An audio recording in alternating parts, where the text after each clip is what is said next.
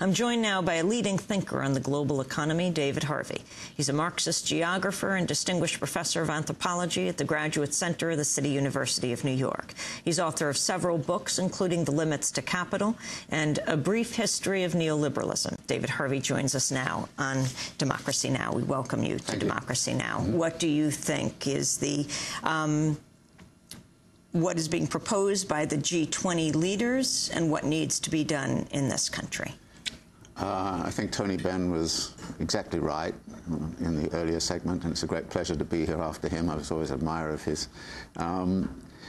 What they're trying to do is to reinvent the same system, and I think this is a collective concern, and there's a lot of squabbling on the details, as it were, but the fundamental argument they're making is how can we actually reconstitute the same sort of capitalism we had and have had over the last 30 years in a slightly more regulated, benevolent form, but don't challenge the fundamentals. And I think it's time we challenge the fundamentals. What are those fundamentals? The fundamentals have to do with the incredible increase in consolidation, if you like, of class power.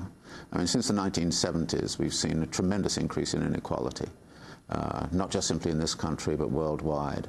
And in effect, the assets of the world have been accumulated more and more and more in few hands.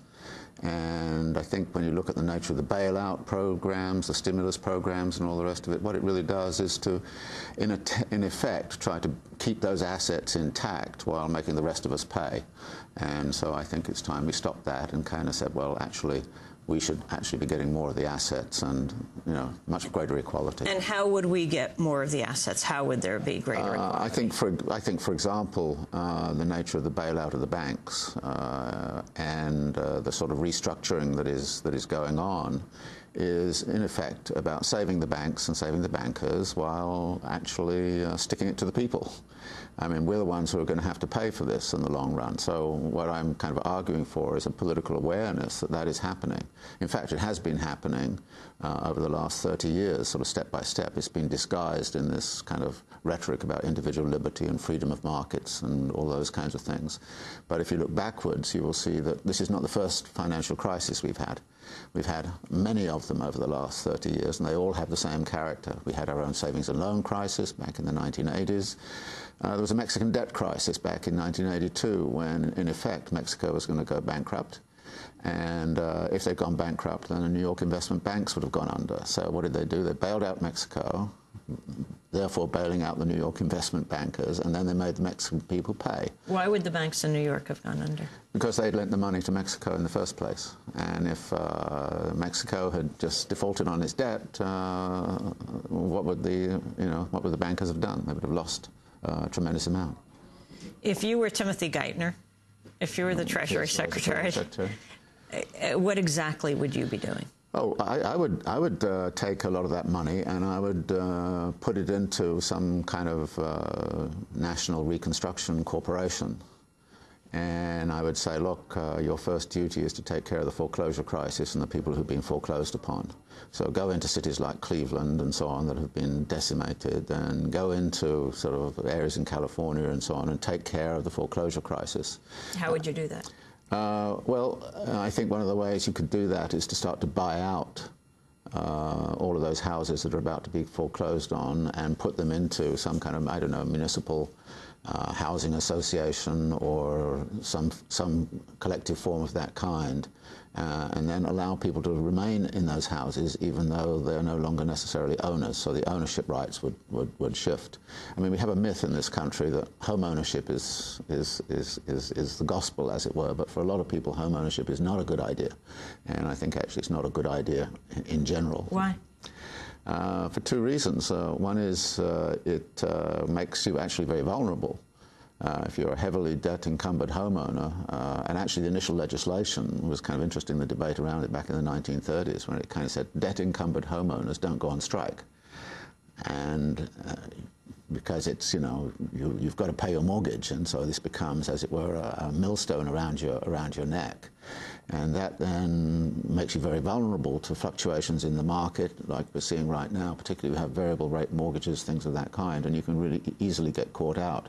So, in effect, what we've seen in the housing market is a tremendous plundering of the assets of some of the most vulnerable people in the country. I mean, this has been the biggest loss of asset wealth to the African-American population that there's ever been. And the response of some that, well, they should never have bought houses to begin with because they couldn't afford them? Well, some of them, so that's right. You know, but this is a familiar story. The first wave of foreclosures was really in impoverished neighborhoods, African-American, immigrant, and very often single-headed household women. And, yeah, they probably should not have become homeowners. But on the other hand, they were taking a risk. But who took the real big risks in this economy if it wasn't the bankers? So, in a sense, they're being made to pay while the bankers are still walking away with a tremendous amount of money. What is the connection between gentrification and the mortgage crisis? The gentrification process here in New York and the like was again about kind of reconstructing urban environments in such a way, and a lot of that reconstruction entailed, particularly when it was corporate-led, entailed big investment in housing. You then have the problem of who's going to buy the housing. And it's not only gentrification, it's also a lot of that new development, new condominiums and all the rest of it. And it's kind of interesting. Finance controls both the creation of housing, the production of housing, and also its consumption. You lend money to the developers.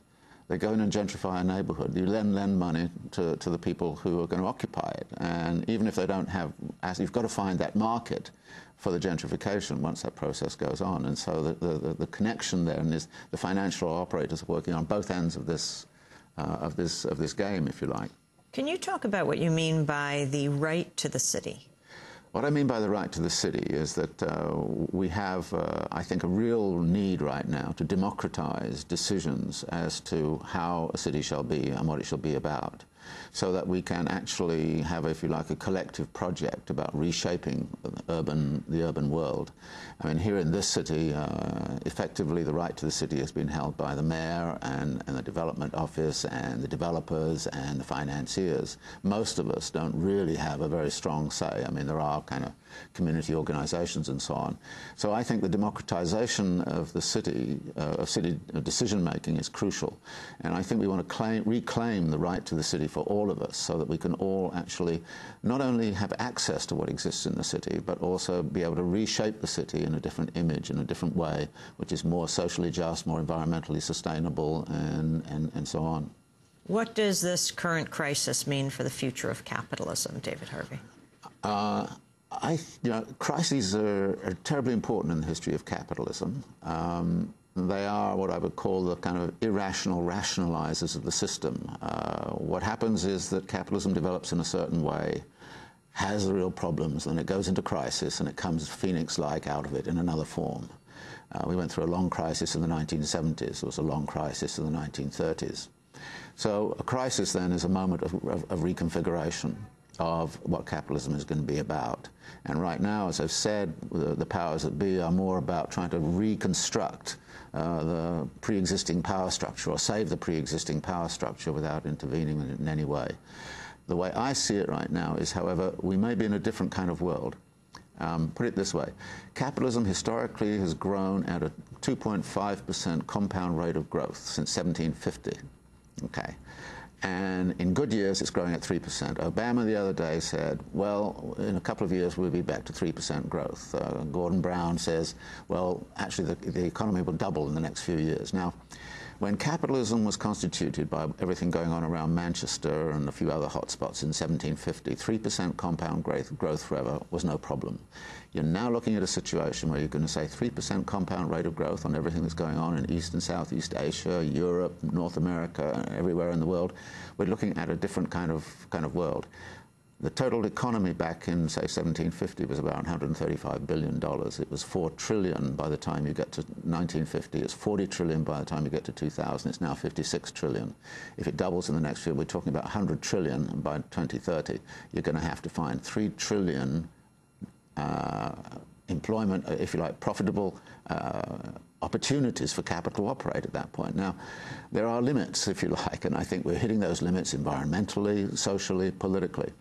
And I think it's time we started really thinking about an alternative. In other words, we have to think about a zero-growth economy. What does that mean?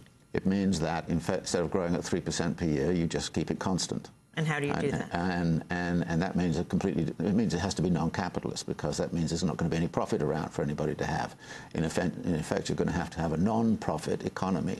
And how you do that, of course, is a big, big question. And I don't have the blueprint for it, but I think that this is one of the key questions we should be thinking about right now. And what disturbs me is we're going through this crisis right now, and we're not asking those kinds of big questions that we should be asking. What do you make of the massive protest against the, well, smallest percentage of the bailout money, which is going to the executives, certainly something people can identify with?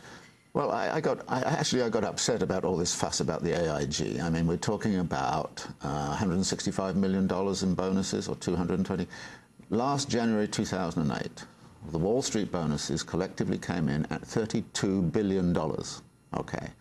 And at that time, 2 million people had already lost their houses.